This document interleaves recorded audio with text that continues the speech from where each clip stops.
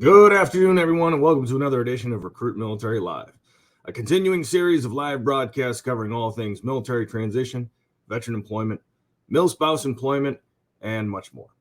My name is Lucas Connolly, retired U.S. Army officer and former TAP program manager, here to share the ins and outs of making the move to the civilian world of employment.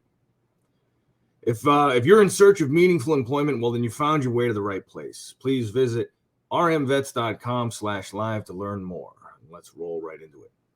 Are you thinking about leaving the military? Are you thinking about transitioning or retiring? Well, if you answered yes, then you're watching the right show. Don't touch that mouse. Today's topic is U.S. Air Force transitions. Our special guest today is coming to us live from the greater Milwaukee area of Wisconsin.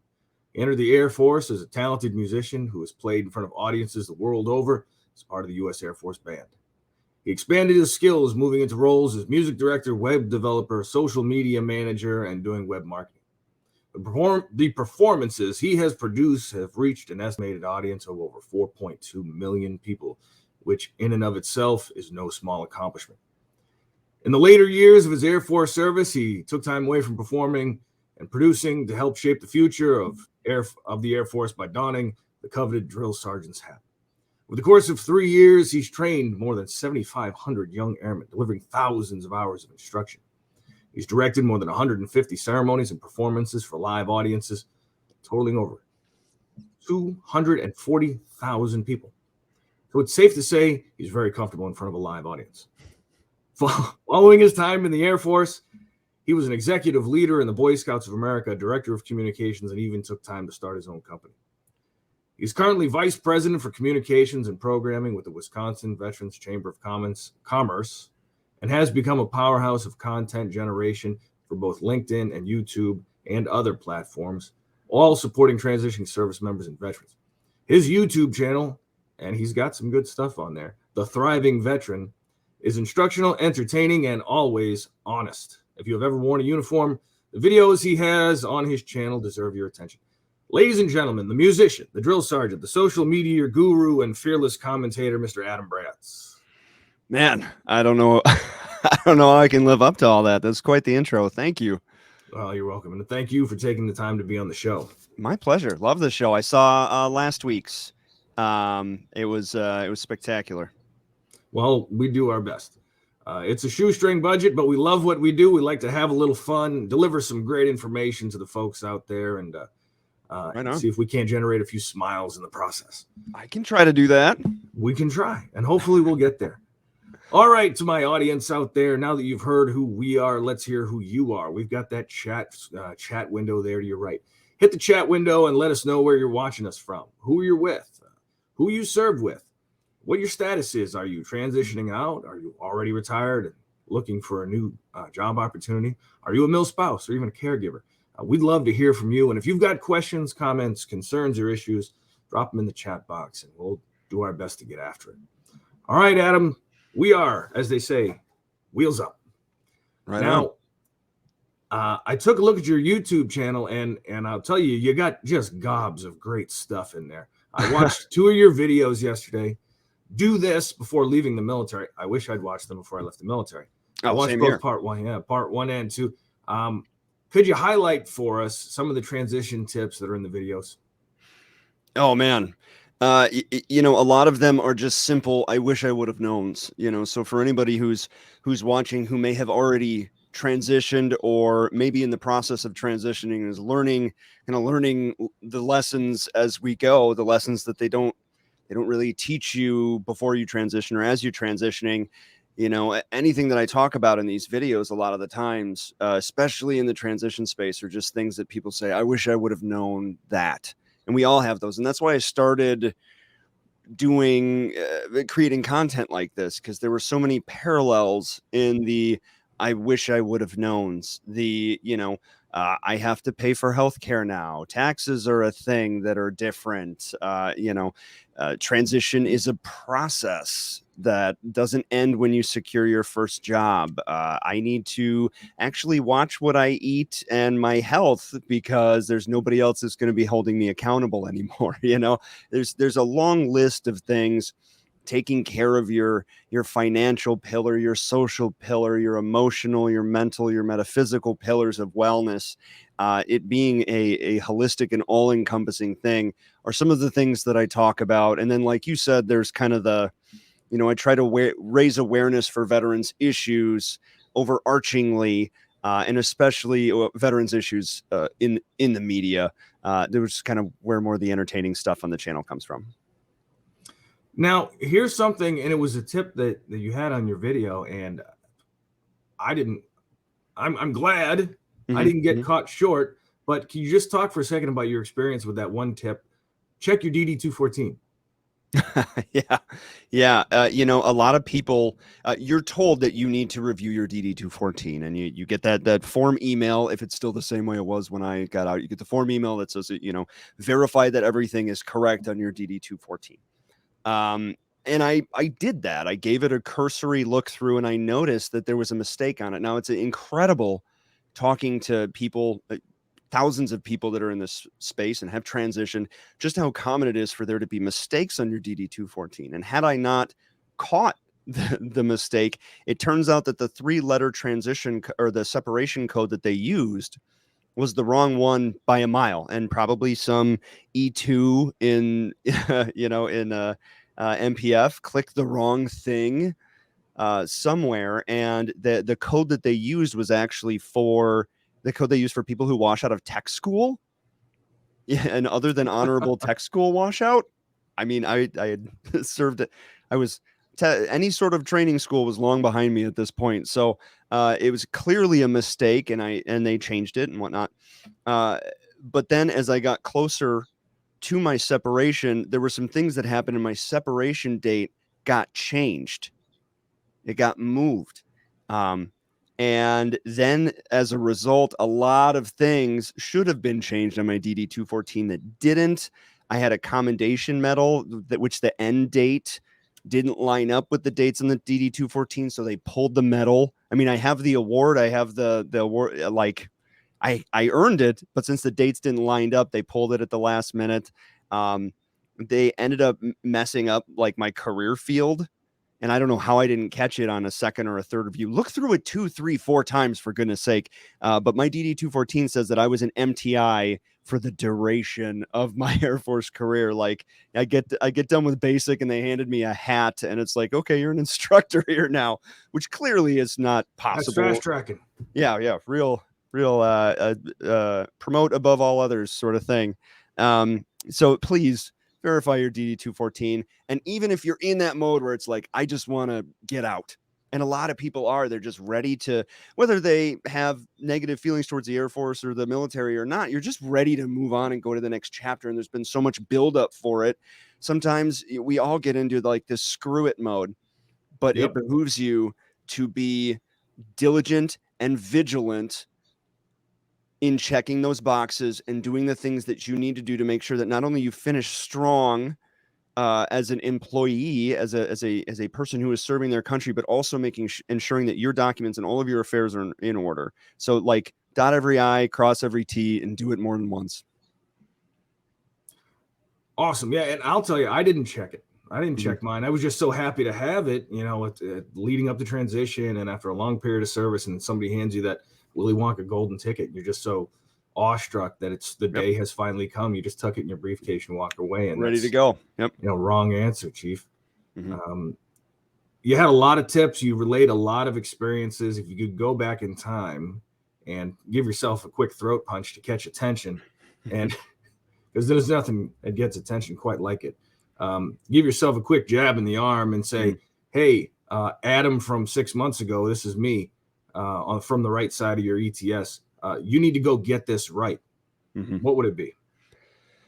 Well, I think there's three big bits of advice that I wish that I personally could go back and tell myself 6-7 years ago, however long it's been now. And this isn't the same advice that I would give to everybody, because everybody's journey is different, but I think it applies to most of us. First of all, start networking yesterday. It is never too soon to start developing your professional network. It's super important, no matter your industry or discipline. in the civilian workforce, if you are looking at government work, if you're looking at private, nonprofit, corporate, it doesn't matter your industry or discipline. Your network is your net worth, and it's cliche, I know, but I can tell you it's 150% true.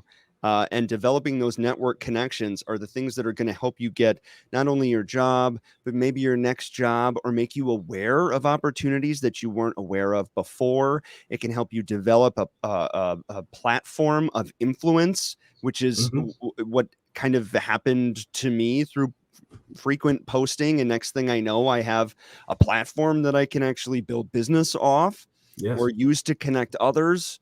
There's no downside to developing a network. And right now, the most valuable conduit, and I don't need to say this too hard because everybody watching is on LinkedIn, but your most valuable, powerful conduit for that is LinkedIn. And if you take a hybrid approach of LinkedIn with the face-to-face or the on the phone or the virtual coffee thing, you'll be a powerhouse. So networking with people who are in the industry you hope to get into, in the areas that you hope to move or relocate to, your network is so important. And make sure that when you're doing that, you're not just trying to build a number of connections or a number of followers, but you're being very intentional and deliberate with how you're building that network. So that and doing so in a way where you're just trying to build, not asking for things. Don't connect with random people and send their resume. And these are the niceties and the formalities and the best practices of network development that I, as a young enlisted transitioner, did not understand. It's easy to look at at LinkedIn and say, oh, it's just a different kind of Facebook, but the etiquette is very different. So bearing all that in mind, develop your network, do it deliberate, be organic, be intentional, bring value, that sort of stuff. The other thing that I tell myself is to understand that transition, as I mentioned earlier, is a process that does not end when you get your first job. It doesn't necessarily. And it is an all-encompassing process. So more so than just getting a job. There is a mental aspect, there's a physical, there's a social, there's a spiritual aspect. There's every aspect of your life is going through a pretty radical transition, not just for you, but also for your family. And so being aware of those things going into it, I didn't know that I was 2 years out and still struggling with my transition. My family knew. They knew. I didn't know. I didn't recognize it. So it's super, super important. The third thing that I would say is to do as much research as you can about the civilian job market. Yes. And that includes a realistic assessment of what you bring to the table as a potential employee. The skills and the disciplines and the experience that you have racked up by virtue of your service is valuable to an employer. But if an employer is a civilian and doesn't have any military members in their family, which is increasingly common, and they don't know you, they don't understand you, and the fact that you are a veteran in a sea of other veterans or other qualified candidates, it's not necessarily, it can be, but it's not necessarily a feather in your cap. It's the skills and experiences that are. Don't hide that you're a veteran. It should definitely go on your resume and your LinkedIn, but don't think that being a veteran gives you a leg up, because it doesn't. Right. And there are those rare times where you run into somebody in that 1% category who has served in uniform. Who gets it. But I'd say that's pretty rare, because if they say 1% of the population in the United States has served in uniform, a smaller percentage of that has served in your branch of service. An even smaller percentage of that has served in your specialty or at the duty station that you were assigned to. So just because you were in the Air Force and you were stationed at Spent Gollum doesn't mean that you ever met Bob over here, who was a pilot, and you were a loadmaster, and you're just about as likely to have something in common as apples and oranges. Well, and you'd be surprised, well, or not. It is surprising and shocking just how many hiring managers or hiring authorities in the civilian world could not honestly tell you the difference between a colonel and a staff sergeant. They don't know the difference between a major and an E1 infantry. You know, like you could be a public affairs general grade officer and they'd still think that you were someone who rolled around in the desert with a rifle for 20 years. Yeah. And That's we got all just those bad Hollywood stereotypes, the oh, Gunnery Sergeant Hartman and Major Payne and all the other foolishness. and it doesn't matter how many support our troops magnetic ribbons they have in their cars in the parking lot. There is often a subconscious stereotype that accompanies their idea of what you are and what you bring to the table as a veteran. And it's unfortunate. And I'm not trying to be a downer, but they have those stereotypes in mind based on the way things are portrayed in the media. You might be the first veteran they've ever had an extended or protracted conversation with. You know, so just knowing going into it that you're not at a disadvantage, but you have some educating to do. And the best way you can do that is by conveying what it is that you bring to the table as a professional. Right. Translating those military skills into terms that make sense. Making sure that you take your strengths and you show them your work ethic, your ability to work cross-functionally in diverse teams, lead small groups, be reliable, dependable, adaptable, and then demonstrate from your accomplishments. Yes, I've been responsible for large amounts of equipment. I've worked in a safe environment. I've operated with heavy equipment, or whatever it is that you did in the military. Just sit down and figure out how to translate that. So it's less about I used to be and it's more about this is what I can bring to your organization. Absolutely. And those skills are all important, but they're secondary, especially if you're in a specialized industry. You know, if I am seeking a leadership position in an engineering firm, and I check all of the secondary boxes, like I can build and develop teams, I can, I'm cool under pressure, I'm great leader, all of these things, but I'm not an engineer and have no experience working in that industry. It doesn't matter how many secondary or soft skills I have, they're not going to pick me, you know? So all of those secondary skills are great and they're a great bonus, but in a lot of ways, especially if you're looking for a mid senior to executive level position, that's the bar, that's the expectation. And you really have to show that those things are areas that you excel at, because it's never a guarantee. You'd be surprised how many incompetent leaders there are in the civilian world as compared to the military. But the applicable skills part of your job search and that relevant industry specific experience is super valuable. And I've used the word super valuable like 40 times. I just caught myself, but it's the truth. You have to have relevant industry experience, because leader is not a job title in the civilian workforce. Yeah. And, there are programs in place, things like Onward to Opportunity with their certification programs, things like PMP and O2, and Lean Six, Agile, Scrum, available. Heroes to Healthcare to close gaps in medical industry knowledge. Yeah. And the skill bridge programs that set you up for success by introducing you to an industry so that you can, and a lot of those organizations, they don't just want to bring you in as an intern. They want to bring you in as an intern, validate that you can do the job, and then hire you so they can stop spending money on recruiting and talent acquisition. Yeah, right. Acquisition and training and onboarding is really expensive. It's really expensive. And part of our work through the Wisconsin Veterans Chamber is just evangelizing that veterans are not charity cases as employees; they are valuable contributors. And if you are able to acquire and retain and support a veteran or a military spouse the way, using best practices, they can be often some of the highest performing and most loyal, longest tenured employees that you can find. Yeah, and I've argued that in the past that with, you can teach somebody how to make a widget, but it's a little bit more challenging when you are the manager of a widget factory to teach somebody how to be a manager. Right. Because it's difficult to quantify. You can't exactly put it down in a technical manual.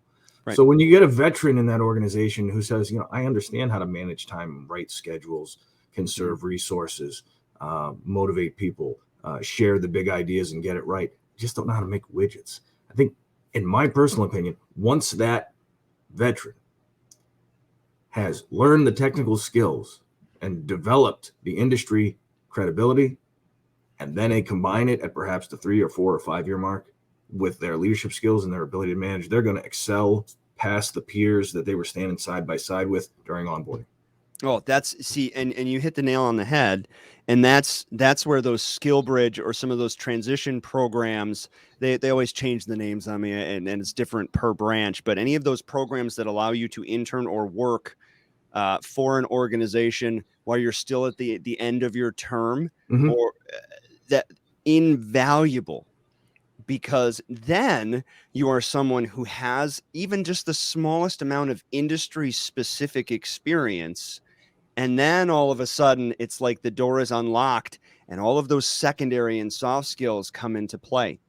You know, a hiring manager has no choice, if they're looking for a widget making manager, to go with your example, to hire a widget making manager that may have question marks in their leadership skills or unproven areas in their leadership skills, versus someone who's a proven leader but doesn't understand widgets.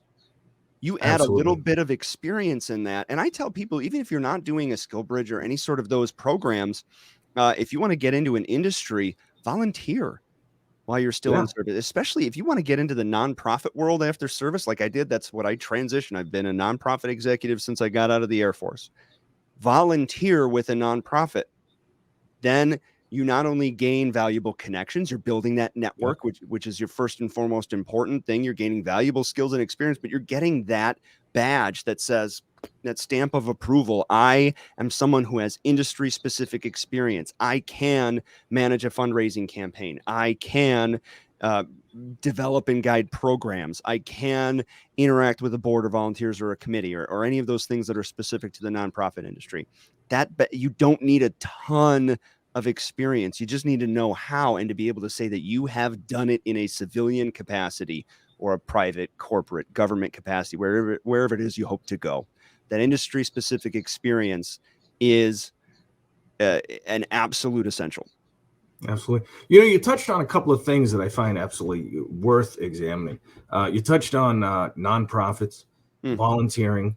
And when I take a look at your LinkedIn profile, I see that you spent some time working with the Boy Scouts of America.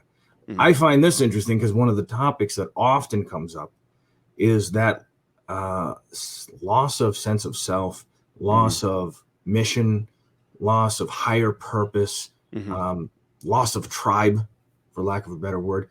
Did you find that some of your experiences working in nonprofit, working with the young folks in BSA, did that help you to kind of reacquire that higher level of actualization for what it is you're doing in the world?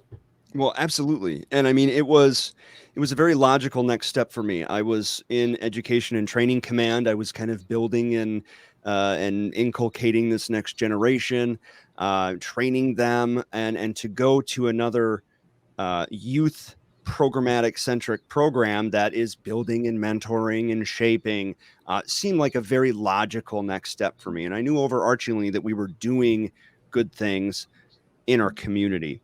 What I did learn throughout that process, though, was this was my first post-service job.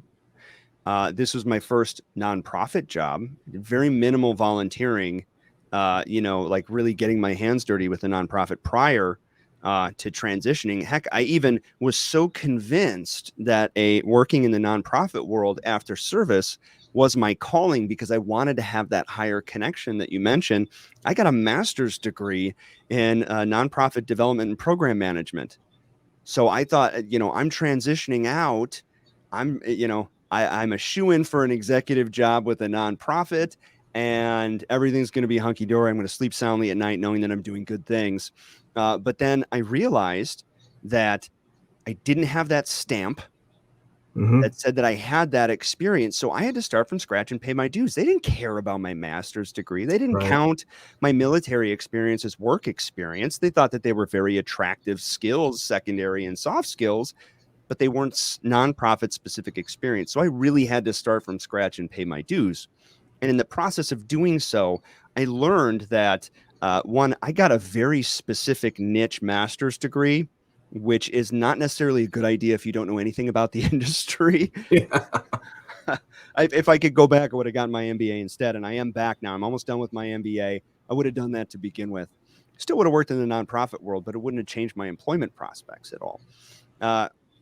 So one, don't get a niche master's degree if you're not absolutely certain that that's where you want to go. But also I realized that nonprofits do a lot of good in the world, but so do corporations. Yeah, a lot of them, from a charitable aspect. So here I was going to Northwestern Mutual building, this brand new $5.5 billion building, trying to get a coffee meeting with somebody that I was, sweating to ask for a $500 donation for XYZ program. And here Northwestern Mutual was in the middle of putting together a $2.5 million campaign for childhood cancer research. And I was like, wait a minute. So I'm fighting as hard as I can to get this $500 donation. And I know 40% of it is going to go to overhead and staff salaries and operational and logistical fluff in middle management.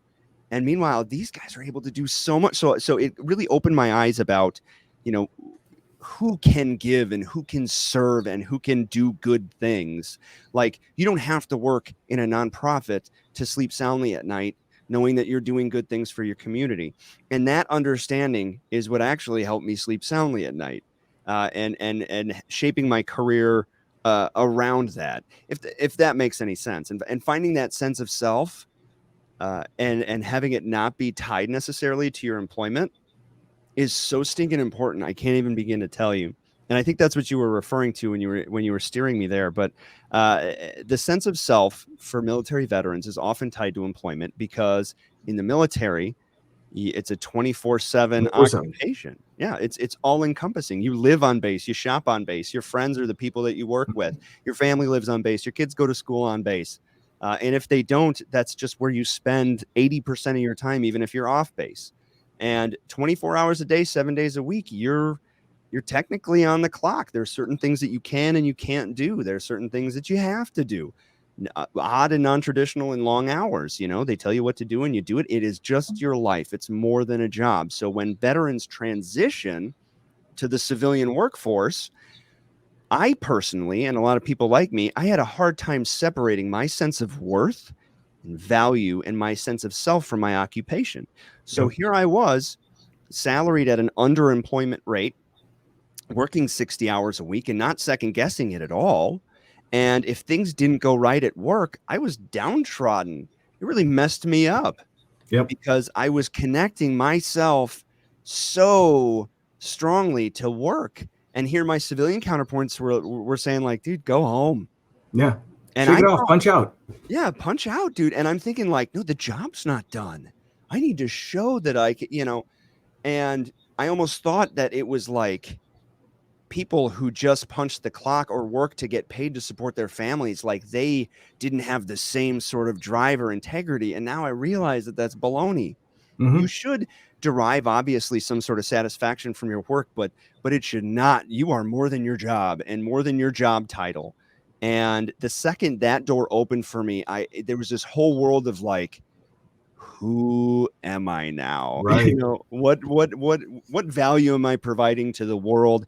And it was through that I finally realized the transition process and how I could actually be comfortable being a veteran and not being a service member anymore. Yeah, and I tend to put that in terms when I speak to some people as passion and profession. And if you are a highly motivated, high-performing service member, oftentimes your passion and your profession are the same. And out in the civilian world, you are probably pretty blessed if you can get paid to do something you're passionate about. But that doesn't necessarily have to be the case. You can shut off at 1700 and then go do that other thing that you're passionate about, whether it's volunteering or working with veterans organizations or working with kids or what have you. You mentioned earlier Wisconsin vets. If you don't mind, regale us a little bit with what you've got going on in Wisconsin and all the great stuff you're doing for the veteran community there. Sure. So by day, my day job, so to speak, but it's a nonprofit, so it's pretty erratic hours, as needed here and there. My day job is I am the vice president of communications and programming for the Wisconsin Veterans Chamber of Commerce. Not every state has a state Veterans Chamber of Commerce. Some municipalities or larger, like metropolitan areas, will have their own chamber of commerce. Some states or cities don't have any at all. So it's not a guarantee that organization exists, and it is growing in popularity because the value is being proven. Wisconsin is one of the first statewide Veterans Chamber of Commerce, and it is certainly the biggest and longest standing. I can't take credit for that. Our founder, Saul Newton, is a visionary.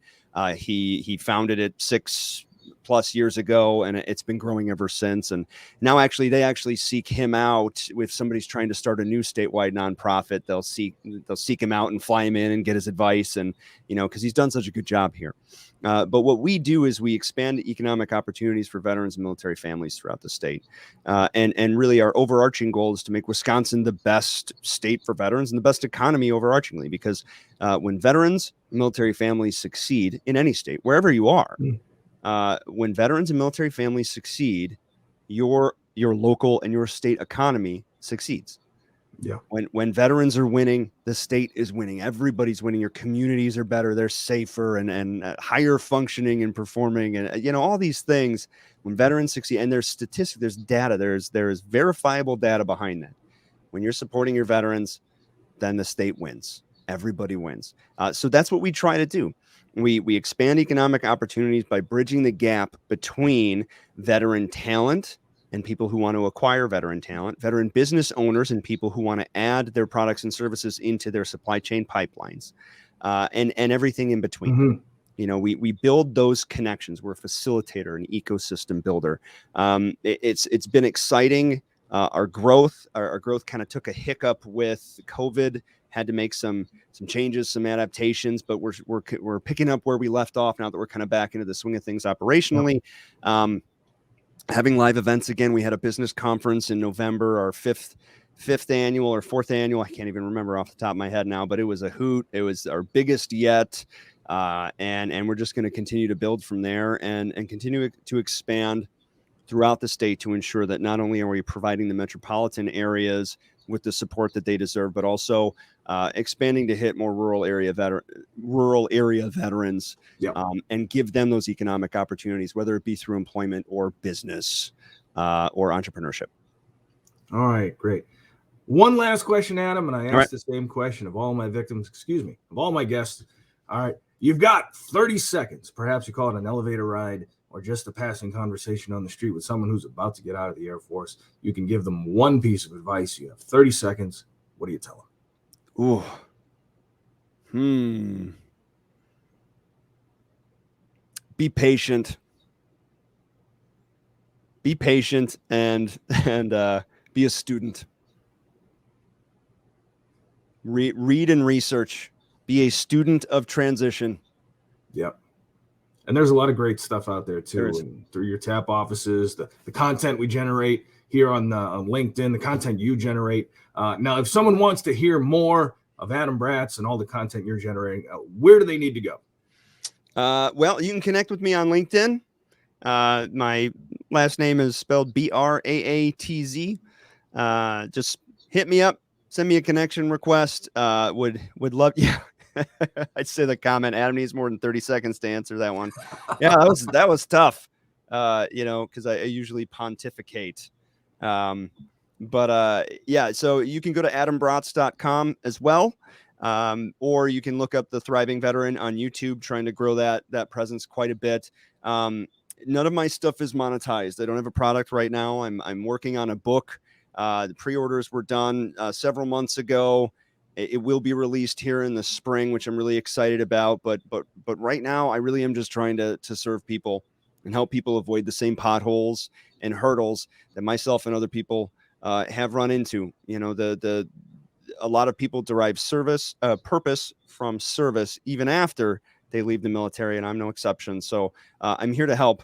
And anybody who I've been able to connect with will tell you, if you reach out to me, 9 times out of 10, I'm able to say, like, let's hook up, and we'll do a virtual coffee, and I'm happy to chat on the phone or do whatever to provide you the support you need to be successful after service.